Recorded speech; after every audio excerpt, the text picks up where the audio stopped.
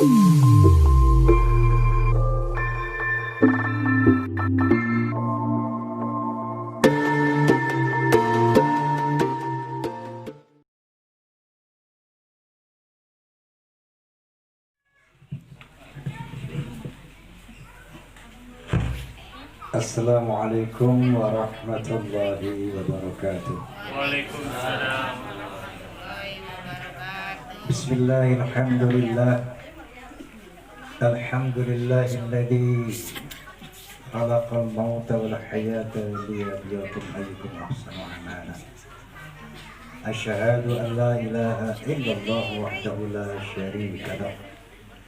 Wa asyhadu anna sayyidana wa nabiyyana Muhammadan abduhu wa rasuluh la nabiyya ba'dah.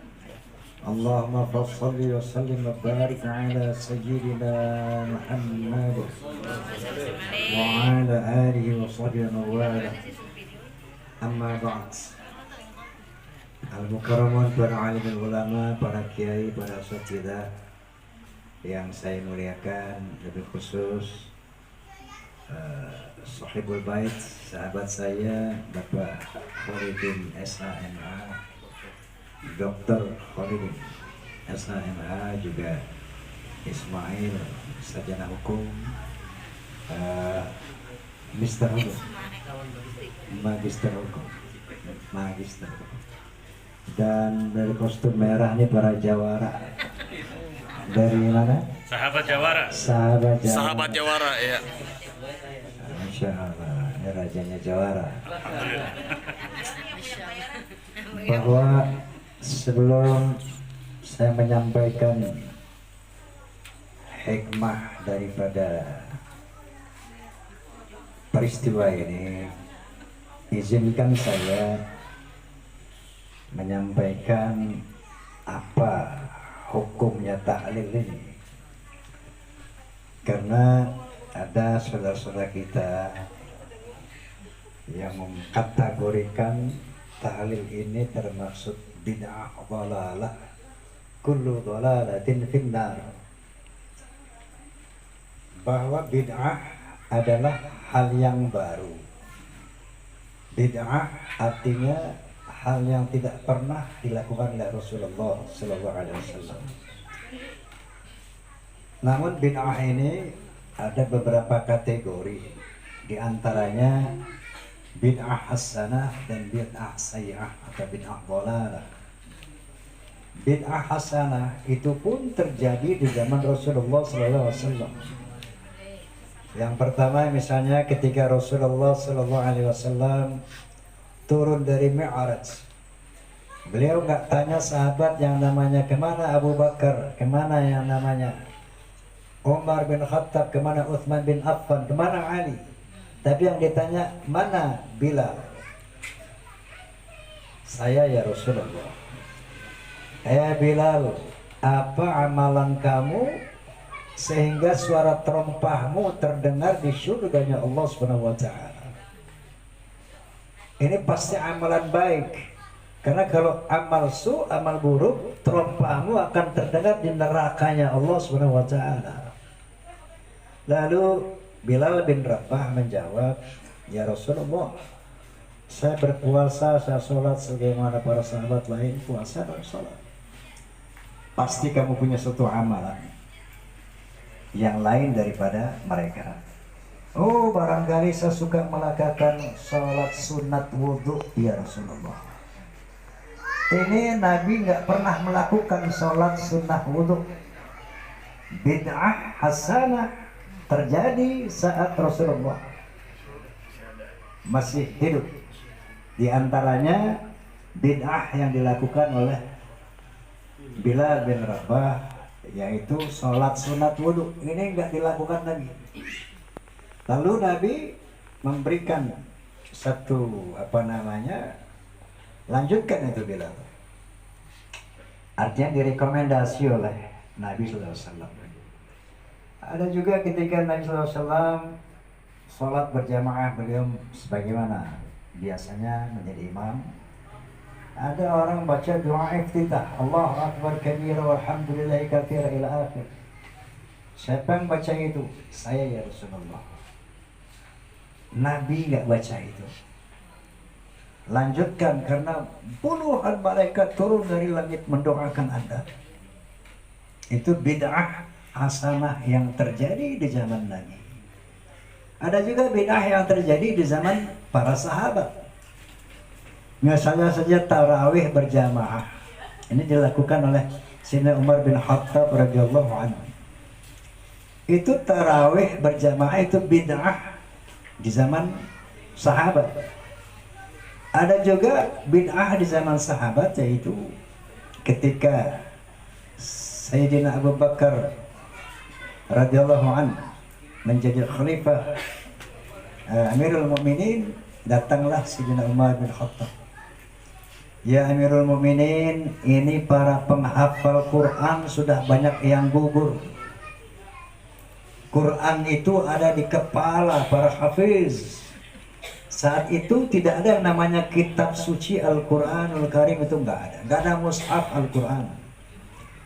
Bagaimana ya Amirul Mukminin kalau kita buat kitab Al-Quranul Karim, kita bikin mushafin Al-Quran? Sayyidina Abu Bakar Siddiq mengatakan, oh Umar, saya nggak berani, ini bid'ah. Ini tidak dilakukan oleh Rasulullah SAW. Lalu Sayyidina Umar berkata, baik ya Amirul Mukminin, apakah Anda mau bertanggung jawab seandainya para hafiz ini meninggal dunia? Hilang mereka, hilang Quran, hilang Islam. Berpikir juga ini Abu Bakar bin Khattab. Ini bid'ah hasanah, bid'ah yang baik. Nah itulah bid'ah di zaman Nabi, bid'ah hasanah di zaman para sahabat. Nah bid'ah di zaman para wali diantaranya tahlil. Tahlil adalah mengkonversi budaya orang Hindu, karena dulu Jawa ini Hindu. Wali Songo lah yang mengislamkan orang-orang Hindu. Coba lihat di Pulau Jawa berapa banyak data-data, bukti-bukti, fakta-fakta bahwa ini dulu penuh dengan kerajaan Hindu. Sampai kepada Sumatera. Candi-candi itu masih jadi bukti sejarah. Wali Songo dengan ijtihadnya mengislamkan mereka, ada yang lewat wayang. Seperti wali Sunan Kalijaga.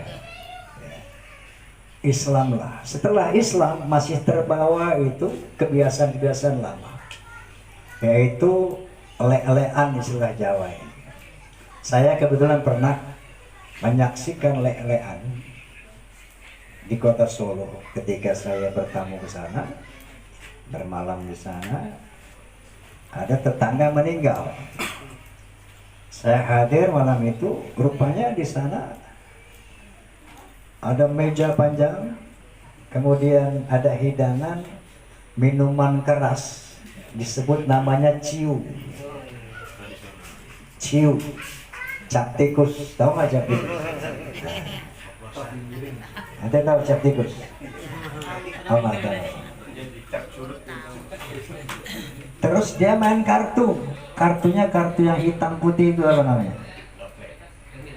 Bukan, ceki. Nah ini ahli ceki. Bukan. Enggak. Yang hitam putih itu kecil. Ya. Kayak kartu domino. Ya, ukurannya segitu. Wallahil azim saya saksikan itu. Ini tradisi Hindu yang berlaku sampai saat ini. Ini yang dikonversi oleh para wali. Oke, kita kumpul-kumpul. Semalam, mau 7 malam, mau setahun, segala macam. Tapi kumpulnya kita ini jangan pakai minuman, jangan pakai judi. Mari kita ngaji, baca Quran. Mari tausiah. Mari mendoakan Al-Majid. Ini yang dikatakan bid'ah hasanah. Kalau ada orang mengatakan tahlil itu bid'ah dhalalah, kemudian finnar, inna lillahi wa inna ilaihi raji'un. Saya mau tanya, orang tahlil ngapain? Apa yang dilakukan orang tahlilan? Baca Quran. Sholawat tahlil. Saya mau tanya, baca Quran diperintah nggak sama Allah dan Rasul? Diperintah. Tempatnya ditentukan apa tidak? Enggak. Tidak. Jadi dalam hal ibadah ini ada macam-macam. Coba perhatikan sholat. Sholat itu waktu ditentukan waktunya, tapi tempatnya enggak. Mau sholat di masjid, afdal, di rumah boleh, di kantor boleh. Waktunya ditentukan. Aqimus sholata liduluki syai'in ila waqtil lail wa Qur'an al-fajri. Jadi sholat zuhur, sholat asar, maghrib, isya, waktunya ditentukan, tapi tempatnya tidak ditentukan. Ada lagi ibadah haji, waktu dan tempatnya ditentukan. Waktunya Al-Hajj Arafah, tanggal 9 Dzulhijjah. Tempatnya wajib di Arafah. Al-Hajj Arafah. Kalau ente ke Mekah tanggal 9 Dzulhijjah nongkrong di Jeddah, nggak sah haji ente. Nggak jadi haji, mesti ngulang lagi tahun depan. Nah, haji memerlukan waktu dan tempat. Nggak bisa geser waktunya, nggak bisa tanggal 8, nggak bisa tanggal 11 Dzulhijjah, harus 9. Ditetapkan waktu, tempatnya harus di Arafah. Terikat dengan waktu dan tempat. Nah, Al-Quran tidak terikat oleh waktu, tidak terikat oleh tempat. Di mana aja boleh baca Al-Quran, tentunya di tempat-tempat yang tidak bernajis ya. Nah, satu itu kita melaksanakan perintah Allah membaca Al-Quranul Karim, tempat orang tahlilan. Yang kedua, berdoa. Ada satu hadis yang digunakan oleh mereka, enggak sampai doa kalian kepada mayit itu. Karena ada satu hadis yang mengatakan, "Idza mata ibnu Adam inqata'a 'amaluhu illa min thalathin, shadaqatin jariyatin wa 'ilmin yuntafa' bihi wa waladin shalihin yad'u." Apabila mati seorang anak Adam, maka putus amalnya illa min thalathin, kecuali dari 3 hal. Satu, amal jariyah, derma yang mengalir. Misalnya kita sering nyumbang di masjid atau majelis ta'lim atau yang berlanjut gitu ya. Begitu masjid digunakan untuk ibadah, itu dapat tuh MLM, multi level marketing. Ke alam kubur itu jariyah, ngalir terus. Wa ilmi yuntafa' bih, ilmu yang manfaat untuk kita. Ketika kita mengajarkan anak kita, saudara kita, kalau mau makan baca Allahumma barik lana bima razaqtana wa qina adzabannar. Kita mati dia baca, dapat pahalanya kita. Waladin saleh yad'ulah, dan anak-anak yang saleh yang mendoakannya. Itu 3 yang bisa menolong siapa dia? Amalnya. In qata'a amalu, fahami itu, putus amalnya, perbuatannya, perbuatan si mati. Kecuali 3 hal tadi. Amal jariyah itu perbuatan dia. Ilmu yang manfaat itu amalnya dia. Anak soleh itu pun amalnya dia. Dia mendidik anak menjadi soleh. Jadi yang putus amalnya si mayit, amal kita kagak yang hidup. Makanya Nabi SAW mensolatkan jenazah. Kalau perempuan, Allahumma ighfir laha warhamha wa'afiha wa'fu anha. Emang emaknya tuh. Kalau misalnya ente sholat jenazah, oh bukan bapak aneh, oh bukan orang tua aneh, nggak ente sholatin. Kenapa? Karena di situ aneh doain. Itu tetangga aneh nggak sampai doa aneh, jadi aneh nggak sholat jenazah begitu. Nabi SAW ketika sholat jenazah di dalam setelah takbir ketiga, Allahumma ighfir lahu warhamhu wa'afi wa'fu anhu. Jadi yang putus itu amal si mayit, bukan amal yang hidup. Ini. Di samping itu, Nabi SAW bersabda, "Man sanna sunnatan hasanatan fil Islam, falahu ajruha wa ajru man amila biha." Barang siapa yang melakukan tradisi-tradisi positif, tradisi-tradisi yang baik di dalam Islam, dia akan mendapat pahalanya dan pahala orang-orang yang mengikutinya. Ini Wali Songo ini dapat pahala dari kita nih. Kita tahlil, dia dapat tuh MLM, multi level marketing. Sekarang saya mau tanya, tahlil ini baik apa buruk? Salah apa benar? Makanya tanya sama dia, kalau lo bilang jelek, jeleknya di mana? Kalau lo bilang salah, salahnya di mana? Apa baca Quran salah? Mendoakan salah? Oh, lo orang mati lo susahin lagi. Orang udah susah, lo suruh sediain makanan. Makanya zaman dulu kalau ada orang kematian tuh di depan ada toples tuh. Masih ada sampai sekarang. Nah, itu. Lo taruh duit lo situ.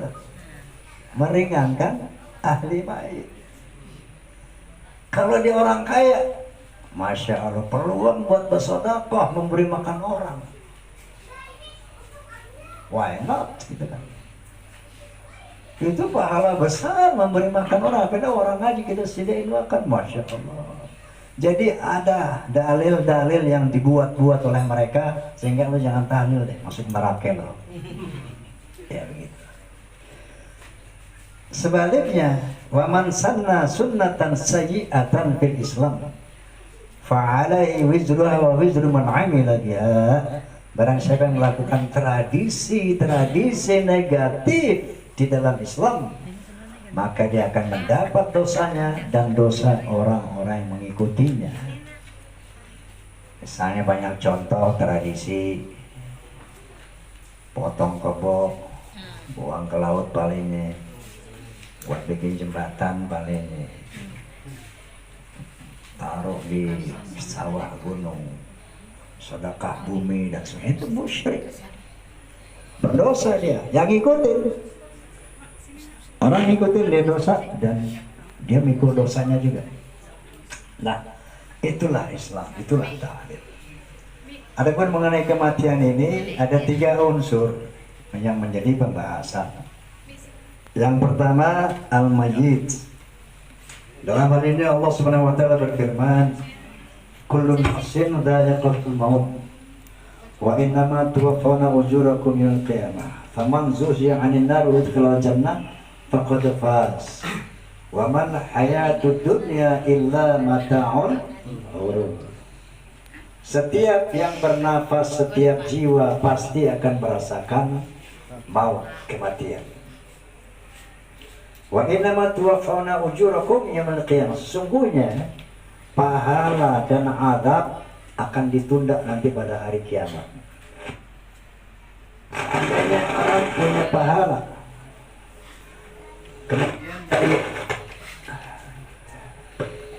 Kemudian dari amal soleh itu dia mendapat keberkahan di dunia. Itu baru DP, down payment, bukan pahala yang sebenarnya. Kita kalau orang berbuat kejahatan, berbuat maksiat, dia mendapat kecelakaan dari kemaksiatannya, itu juga baru down payment, DP, persekop ke orang dulu. Azab yang sebenarnya nanti di akhirat, hari kiamat. Begitu juga pahala yang sebenarnya nanti pada hari kiamat. Wa innama tuwaffawna ujurakum yaumal qiyamah. Nanti pahala itu akan aku berikan pada hari kiamat. Kenapa?